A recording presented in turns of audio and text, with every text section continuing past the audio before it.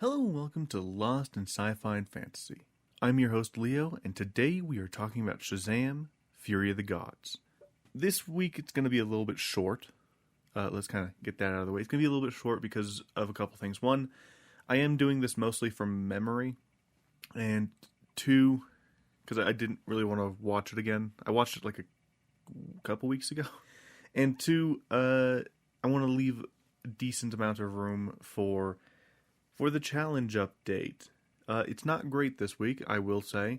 But anyway, let's go ahead and dive in with... Let's start with, this is a sequel to Shazam, so let's talk about Shazam first.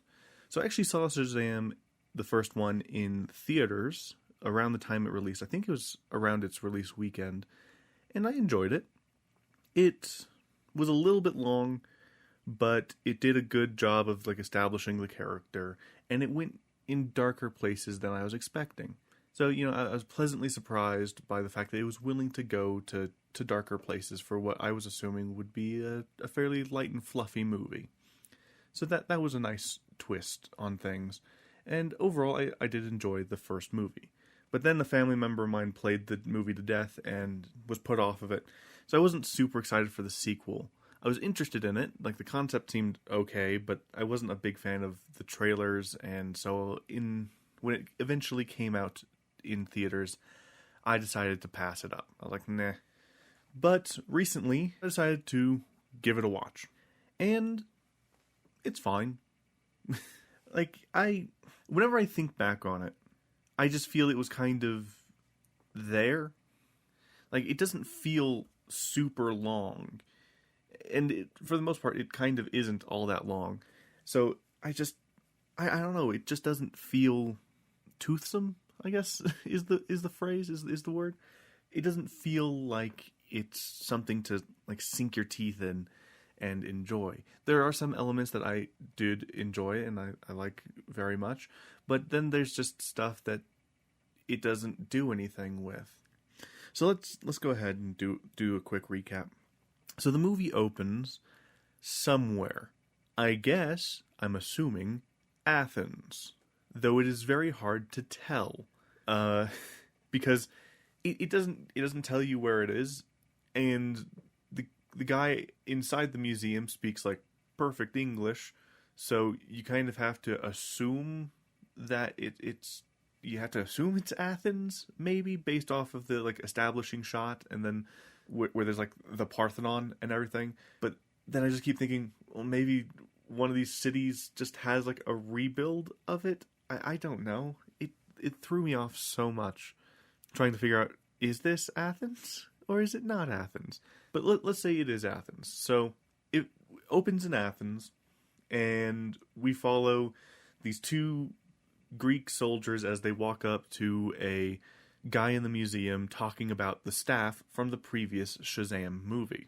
It took me a minute to realize that it was the staff from the previous Shazam movie, because it just flew right over my head for the first bit of for the first bit of while he was talking about it. I was like, oh yeah, I forgot about that. So it's the staff that Dr. Savano was using at the end of the film. I think it's the staff of the wizard. Maybe they got from the wizard. I can't fully remember. I haven't watched original Shazam in a while. They replay the scene of them snapping it over their knee. Supposedly, by doing that, by snapping it over their knee, it opened up the worlds to interconnect the world of the gods and theirs, so that they had power again. It's very vaguely explained, but these two Greek soldiers, it turns out, are the daughters of Atlas. I can't remember their names, so I'm not going... one of them's name is named Calypso, so it follows vaguely with Greek mythology, at least along with Calypso, though her name is spelled with a K, which I guess sometimes it is, depends on the version. But anyway, they go in, they just flip the glass, take the staff, and then I think they forge it back together.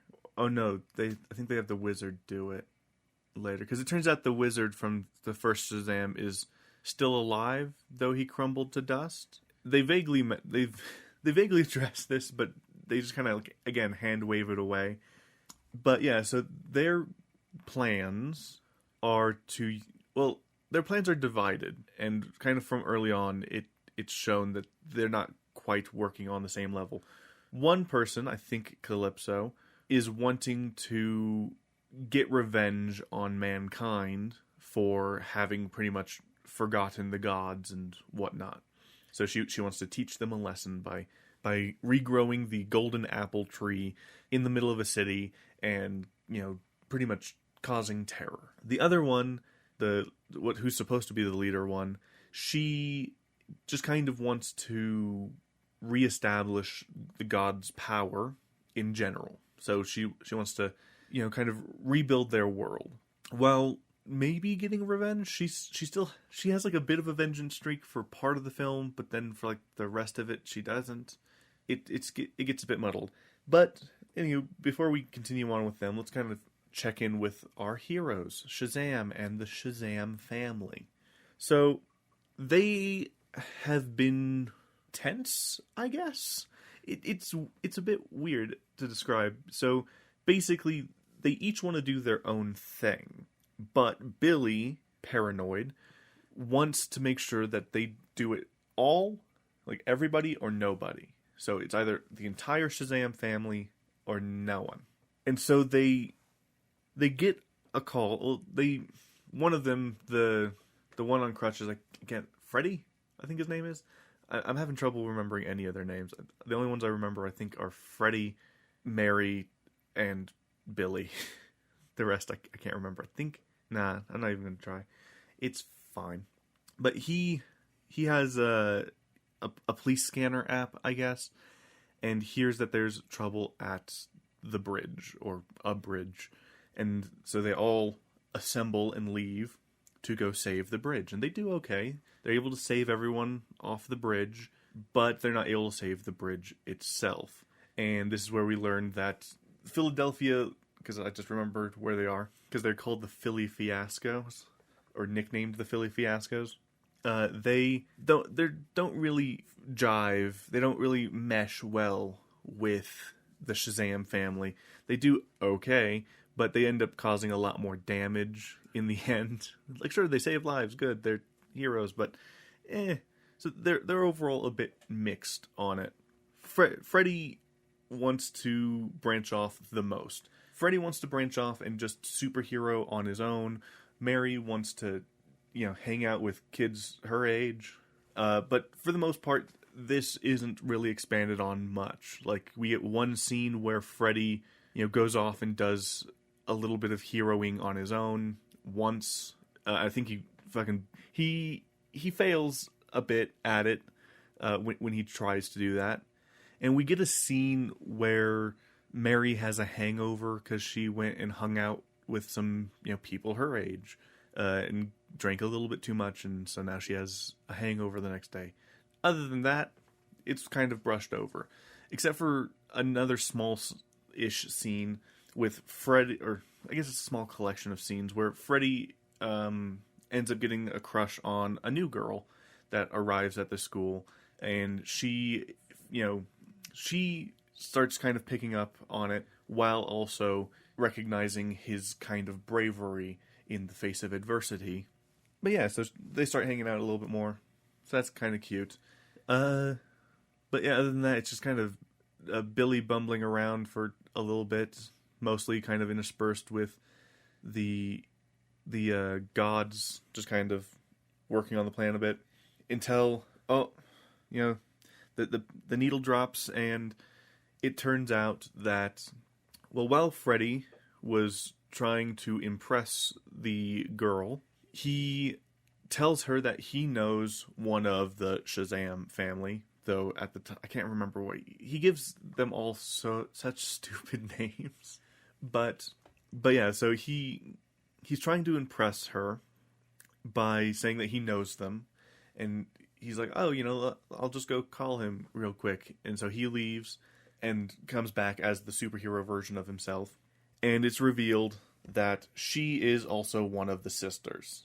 She's not one of them in disguise. She's that's just how she looks. She's just straight up one of the sisters, which, if you look at the DVD cover, kind of spoils it.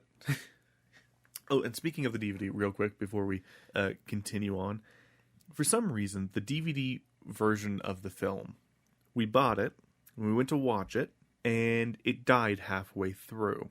It just did. Don't know why. So we ended up finishing it on Max. So after she reveals that she is one of the sisters, she starts talking about, expressing worry for Freddy, like what seems to be genuine worry. And when she finds out that Freddy is this superhero, she is kind of distraught. She's like, oh, I didn't know. Because it seems that she actually genuinely did like him. And so she feels some remorse for having tricked him, not knowing that she was tricking him. Then the goddesses kind of put a dome over Philadelphia, trapping everyone in, kind of, and they pretty much hold the city hostage in order to try and get the Shazam family to give up their powers. So what they're trying to do is take the powers back to use them. Because one of the powers is I think it's the strength. No, what is it? The A in Shazam is Atlas, and they're the daughters of Atlas. So they're trying to get their dad's power back, but also take the other powers, I guess. Why they need the power specifically, I don't know. I think it's just that they want them. Because their main goal, I think it's partially a ruse, because their main goal is to get into the Shazam base, to get the apple, the golden apple, to plant the golden apple. There's still debate as to where they wanted to plant the apple. That's kind of their main goal, which they succeed in doing. They trick the Shazam family into capturing one of them after taking, I think, one more of their powers. They capture her. She just leaves, takes the apple, and goes back through. And this is actually where I started kind of enjoying the film a little bit more, was in the end of it, because it shows a lot of fun kind of Greek-ish stuff, which, I like Greek stuff. It's fun. So there's the labyrinth. They're in a labyrinth in the realm of the gods, I think. And then the tree with the golden apple is actually from a Greek myth with Hercules, is it, I think? I think Hercules is the one that had to steal the golden apple, maybe. There's a couple of them that had trials. It's weird.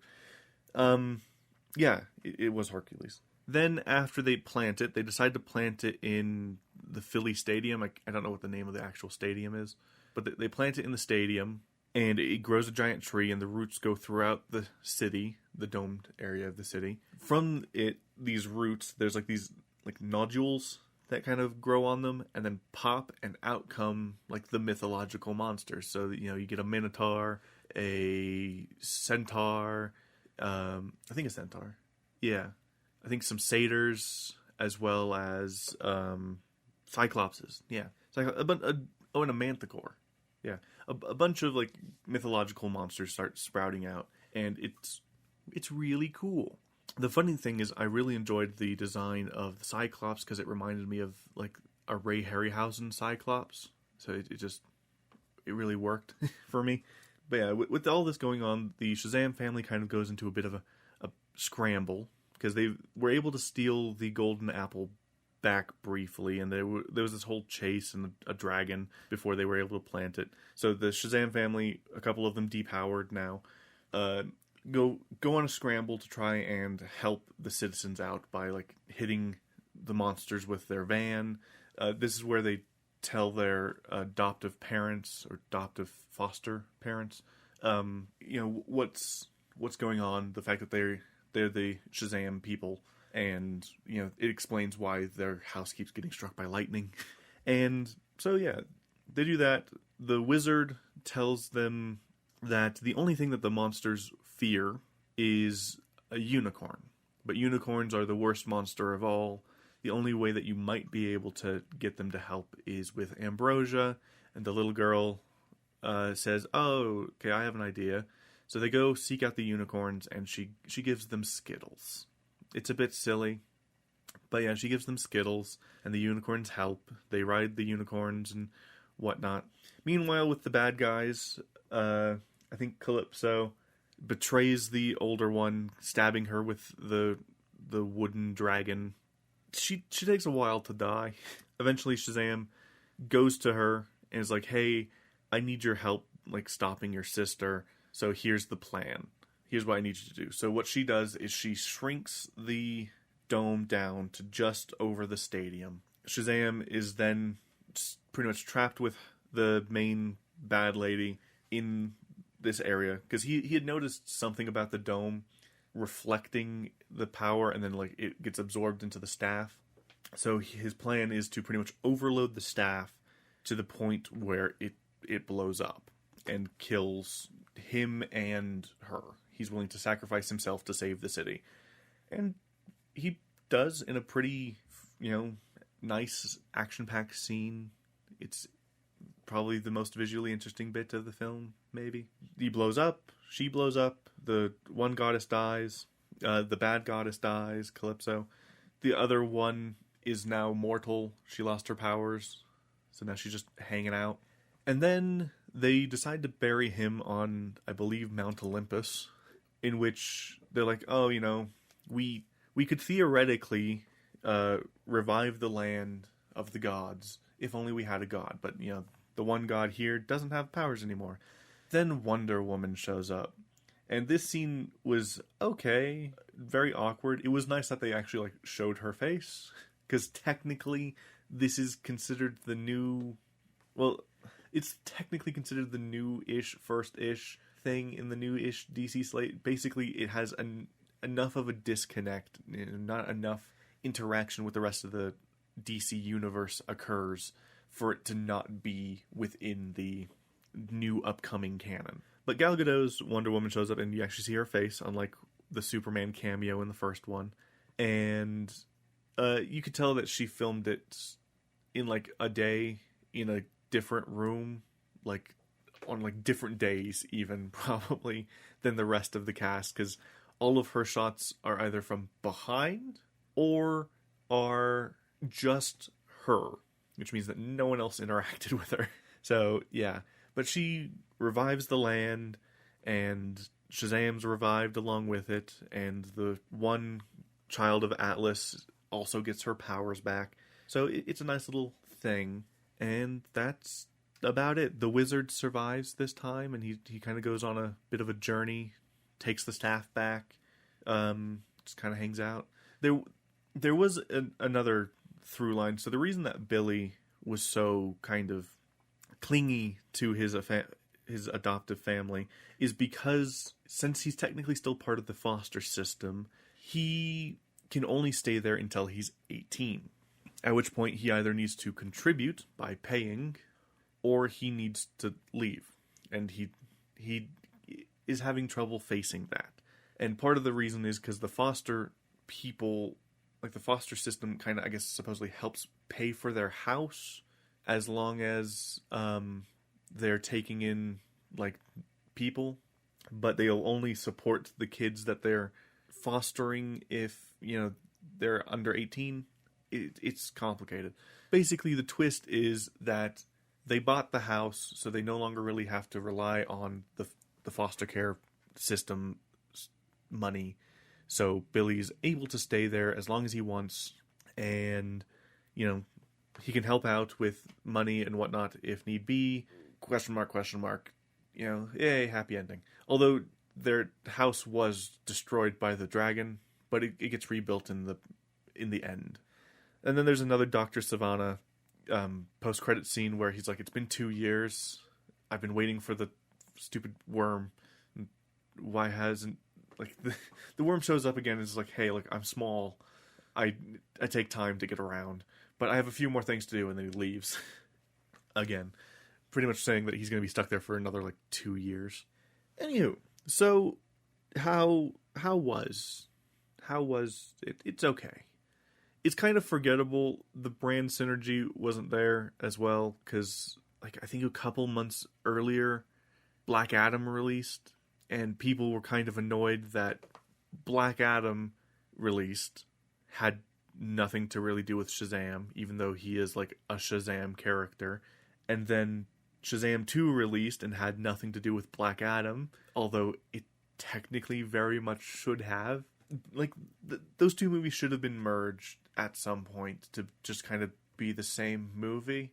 Like, maybe Black Adam comes in and helps him, or maybe Black Adam was the villain, but he gets, convinced to not be. I don't know. It's very confusing, the state of things. But anyway, that's Shazam! Fury of the Gods. It's okay. I mean, if you're looking for a movie to turn your mind off, yeah, go ahead. It's good for that, I guess. It's just kind of a bleh movie. Because like I said, it doesn't feel like it has much substance. It just feels like it kind of rushes through its plot to get to the end as fast as possible, and is pretty much saying, "Don't look at me, don't look at me, don't look at me, don't look at me" the entire time. I don't know. Anywho, with that said, yeah, go ahead and watch it if you feel like it. It's meh. But anywho, let's go ahead and get into the challenge update. So, as I alluded to at the beginning of this episode, because I'm just going to go straight through, because I'm recording this episode later than normal, and this weekend is so busy. Plus, I also have to record some episodes of Star Wars: The Clone Wars, because I did not finish the game in the one sitting that I was hoping to. Oh well. That said, let's get into the update. So, I finished Sphere last week. Of course, I talked about it then. But by the time I was done with Sphere, I was very optimistic. I was, I didn't want to start the Kane Chronicles yet because I wanted to just get all of my Sphere thoughts out and whatnot. But I was looking forward to Kane Chronicles because I was hoping for something simple. Because Sphere was kind of weird and complicated and like, what? So I was like, yeah, okay, go into something simple, something straightforward. And then Kane Chronicles decided to bash me over the head with a brick and said, nah, we're going to make this the most complicated fucking story you're going to have to read. It's like, no, why? So, let's discuss. So Kane Chronicles, the story is fine. It's not super convoluted, although I am a little bit annoyed about some things. And the overall plot is fine. What I don't like are the main characters and how the book is presented. So Kane Chronicles is written as if it were found footage, kind of. So here, let me just grab the book real quick. So the book opens with a warning. After the table of contents, it goes, warning. The following is a transcript of a digital recording. In certain places, the audio quality was poor, so some words and phrases represent the author's best guesses. Where possible, illustrations of important symbols mentioned in the recording have been added. Background noises such as scuffling, hitting, cursing by the two speakers have not been transcribed. The author makes no claims for the authenticity of the recording. It seems impossible that the two young narrators are telling the truth, but you, the reader, must decide for yourself. So, yeah, that's how the book is presented. And at first I was like, okay, that's a bit odd. Like, literally, you can see why Rick Riordan only did that for this series, because he doesn't do it in any of his other series. But he decided, you know what, let's try something new, let's try something different. I'm guessing that the author mentioned there is supposed to be Rick Riordan, maybe, I don't know. Maybe it's supposed to be some other fictional author, I don't know. But, yeah, I wish it took that one line where, like, things have been removed to the next level, because I feel it would have been fine if that was left there and they just added maybe one extra line saying, instead of, the scuffling, cursing, and whatnot has been, edited out or changed, and changed it to, it has been adapted into a narrative format. Get rid of all, because the way that they go with the audio recordingness of it is periodically the book is interrupted, the story is interrupted by these little asides that's supposed to be them arguing. Now, either this microphone has like insane levels of like gain reduction to where you can't hear the background noise at all, or the author, Rick Riordan, decided to just kind of hand wave it, because the interruptions are only from the perspective of the current speaker. This book is separated between Carter and Sadie, 2 chapters each, and so yeah. I'm just trying to find an example here real quick, because it happens fairly... Oh, I'll get to that in a minute. That's another thing that's just... But yeah, basically it's just them kind of grumbling to each other, and so he has to write it to where the speaker addresses what the other person said every time, or else we wouldn't know what they said, because you're not telling us what they said. I feel that this would have been maybe slightly better done if it was kind of written like an audio play script, where it's like character kind of thing.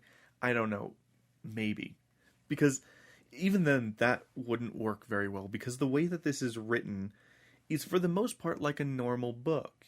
It kind of feels like the weird audio file-ness, the weird audio recording-ness of this was a last-minute thought and kind of clumsily sewn on at the end. Because it, for the most part, reads fine. But you're constantly reminded by the book itself, or just by the fact that it's the premise, that, no, this is supposed to be an audio recording. So a lot of this doesn't make sense. The way he talks doesn't make sense. The way they talk doesn't make sense. So the best example of what I'm talking about here is, I'll leave a comment in the down below this video, or the video version of this on YouTube. I'll leave a comment with a clip, like a specific section of Dominic Noble's video on Twilight Eclipse, where he discusses the kind of awkwardness of Jasper relaying his past, besides the fact that he's a Confederate soldier. But the way he actually talks in that is he talks in dialogue, which is a very awkward thing when you put it in the context of 2 people talking, like normally. Even recounting a story, it doesn't work to speak in like book manuscript. It just doesn't work. So, for example, I'll read a bit here. I should probably go to a bit I've already read. I'm not very far through the book. I'm only at page 158, so I'm not even halfway through. I'll get to it later. So, here we go.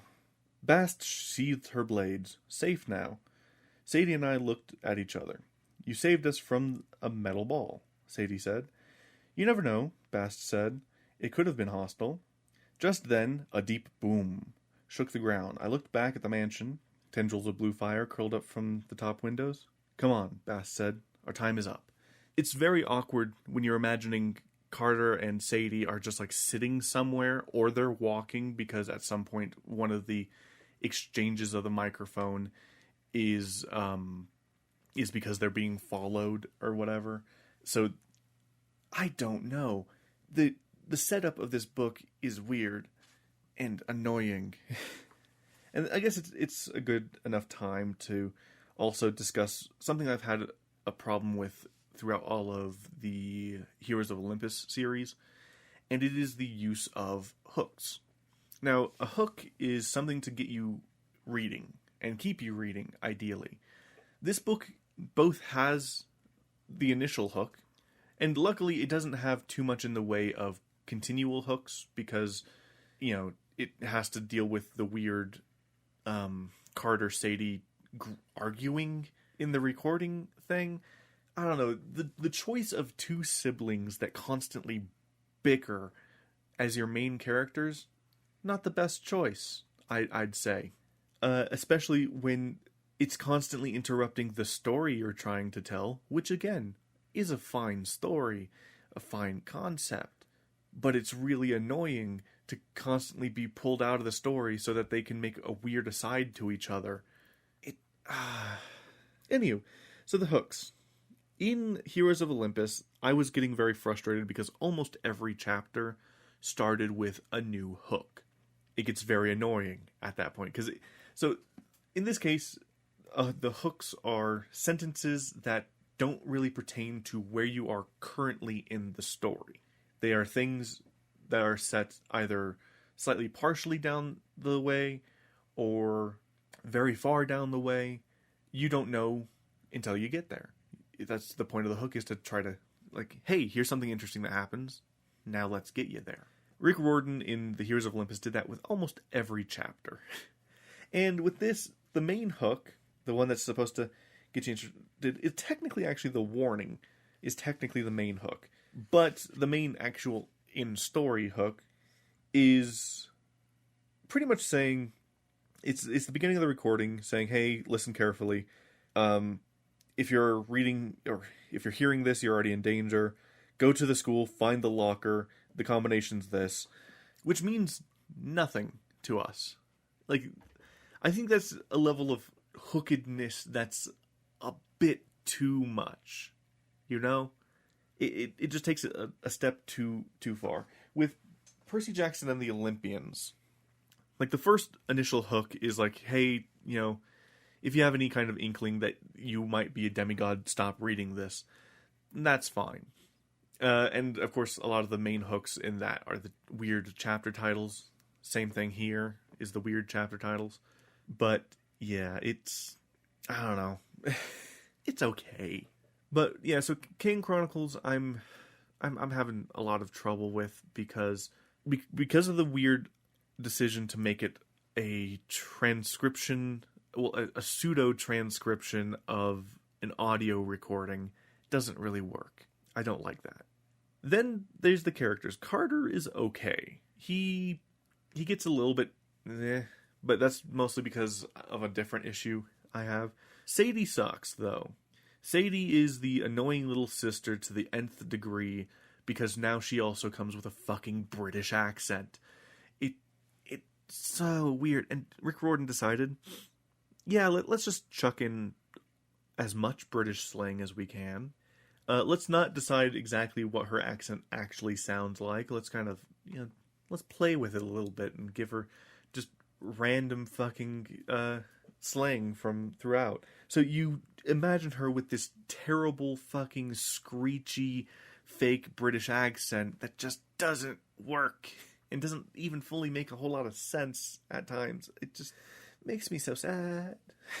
Makes me so tired and sad.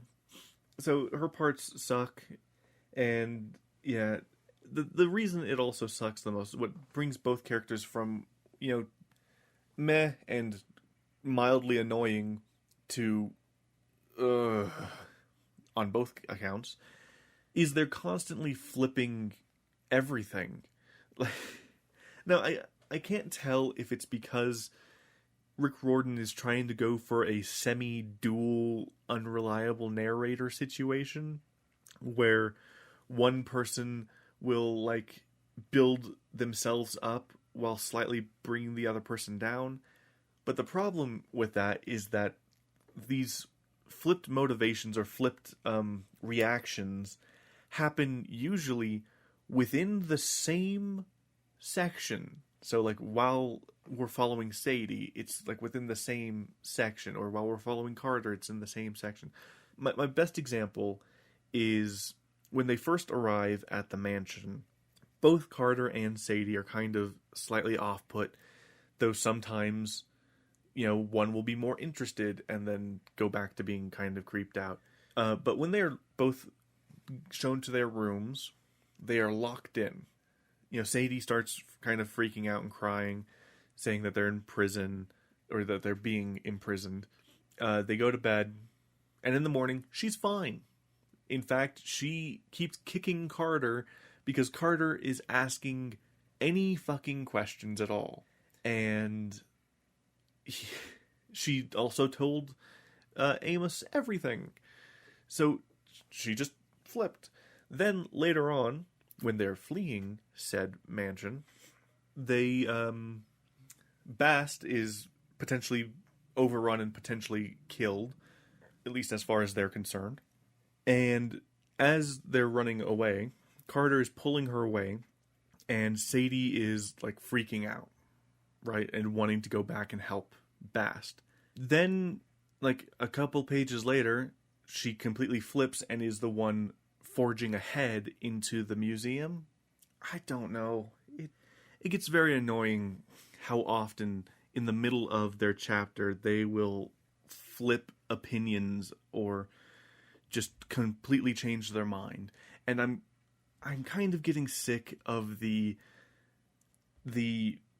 oblivious main character trope, I guess you could call it. I understand that there's supposed to be the perspective character, right? The one that you can feel like you're stepping into their shoes kind of thing. So they need everything explained to them. But you would think at some point you would have a fuck it mentality. Now, what is a fuck it mentality? It's a things are going to happen. Things are already happening. Fuck it. Let's just roll with it.